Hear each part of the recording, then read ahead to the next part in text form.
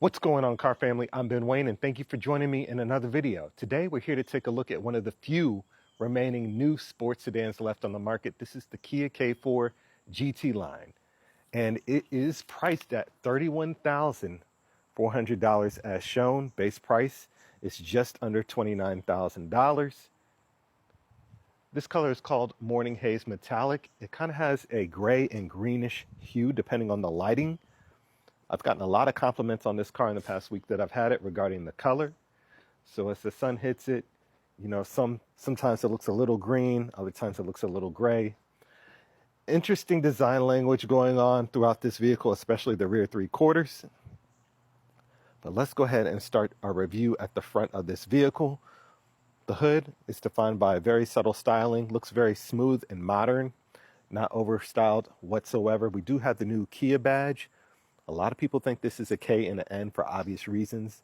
You see it's a KIA, but it does look like a K and a backwards N. So this is what the car looks like from the front. Of course, we have all LED everything. This is the GT line trim level. So LED low and high beams, LED daytime running lamps as well. Kind of a little of a pixelated design there with the lights, and then gloss black accents you'll see throughout this vehicle as well. Let's go ahead and open up the hood to this thing and see what's giving us power.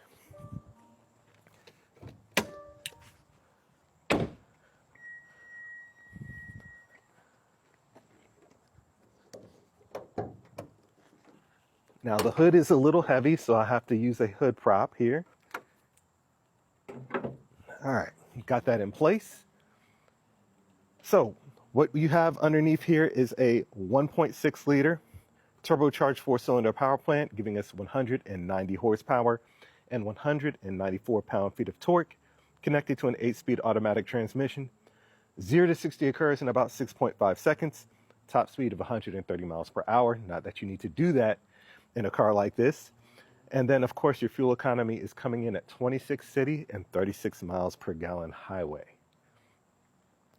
Now, I did notice the hood is a little bit heavy. I wish this was done in aluminum. Let me go ahead and grab this and drop it. Hood is really heavy on this car. All right, coming to the side profile.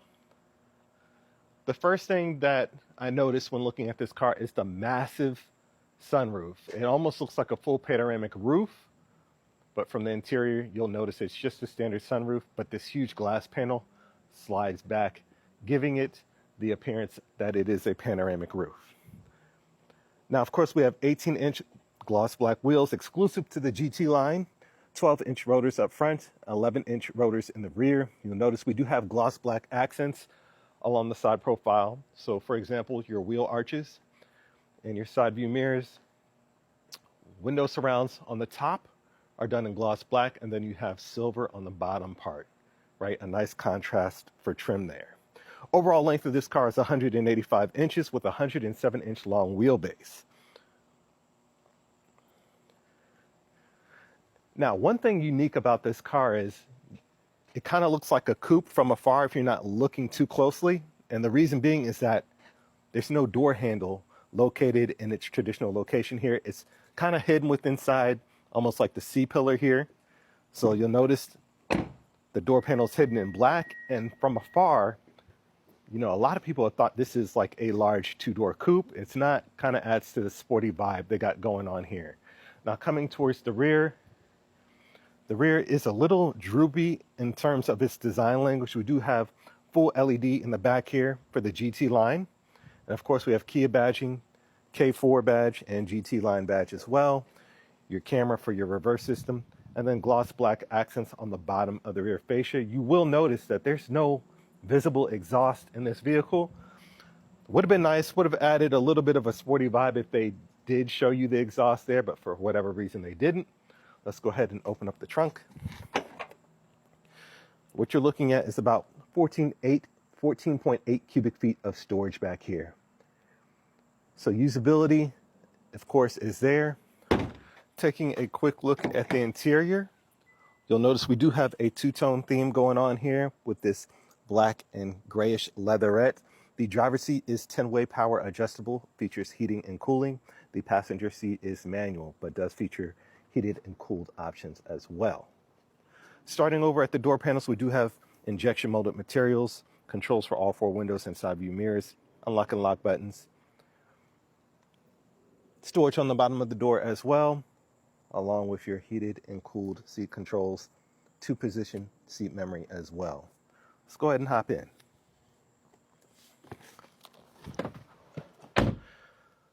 So as you can see, we do have dual 12.3-inch display screens here, and there is a small 5-inch display screen for your temperature controls, your air conditioner system.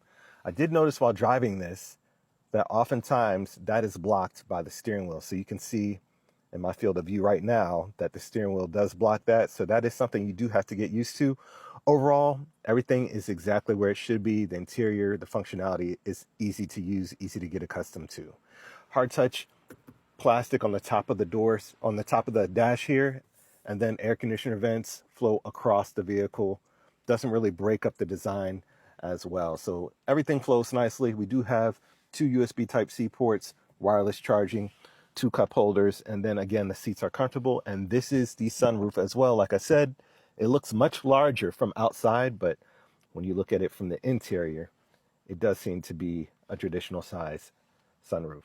Steering wheel is 2-tone theme. That's nice. We do have the Kia branding offset to the right side of the steering wheel, and then a drive mode selector, easy to find on the bottom of the steering wheel. So if you want to drive it in normal or sport mode, just hit this button and you're good to go. All right, so let me put it into reverse, and you can see that the cameras are crystal clear. You have the trajectory lines there as well.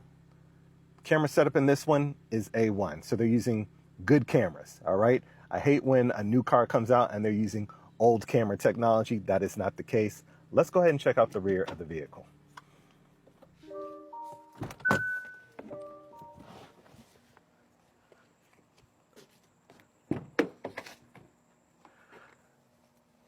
All right, the rear of the vehicle, we do have 2 USB Type-C ports there, air conditioning vents there as well. And then, of course, there's your door panels. Not much to it. Let's go ahead and hop in the back. Now, it is a little tight back here, but the seat does automatically roll backwards once you get out, so I'm not really sitting behind myself. So, of course, I'd have to ask the driver to readjust. But it does it automatically as soon as you start the car. But as you can see, this is what the front looks like from the back. And again, the sunroof, everything is what you would expect it to be. And then I do have this seat a little far back here, but sitting back here is fairly comfortable, and you do have decent legroom when the seats are in the proper positions. All right, so we're behind the wheel of the Kia K4 GT line. And one of the first things I noticed while driving this vehicle over the course of the past week is that a lot of other manufacturers have truly forgot about the average commuter, the person who just wants a car that gets from point A to point B and, you know, has basic technology without having to pay a price point of $65,000. This car has the heated and cooled seats. It has the 360-degree camera system. It has the wireless Apple CarPlay, the dual 12.3-inch display screen setup with a 5-inch display screen for your air conditioner system in the middle, coming in at about $31,000. Now, there's something to be said in today's world where you're able to get a decent vehicle that can get you to where you need to go comfortably for that price point, right? So that right off the bat deserves an honorable mention.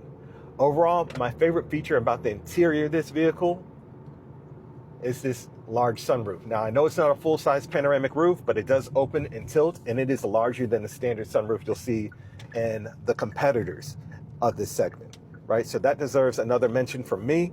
The seats are extremely comfortable. I do have the ventilated seats on right now. Hyundai and Kia have some of the best ventilated seats in the game. As soon as you hit the button, you're feeling that coolness, right? It's almost like the seat is covered in Vicks VapoRub, you know? So again, the cooled seats are highly effective, especially in this muggy Georgia weather. Overall interior, it is quiet. You're not gonna be able to hear a pin drop like a Rolls Royce, but it is a nice, you know, quiet environment. You're able to take this car out on a long road trip if you need to and get there comfortably without feeling irritated. The handling is nice and crisp. It's not a 911, right? But it does give you that sense of confidence you need when braking. And then, of course, when cornering, you're not going to feel a ton of body roll in this vehicle. So there's something to be said about that. Let me go ahead and lay into the throttle here. So the acceleration is more than adequate for what you need for your daily commute. And again, braking is adequate as well. So it doesn't feel, underpowered in terms of braking or acceleration. It's kind of like a great balance of what you need in order to get around.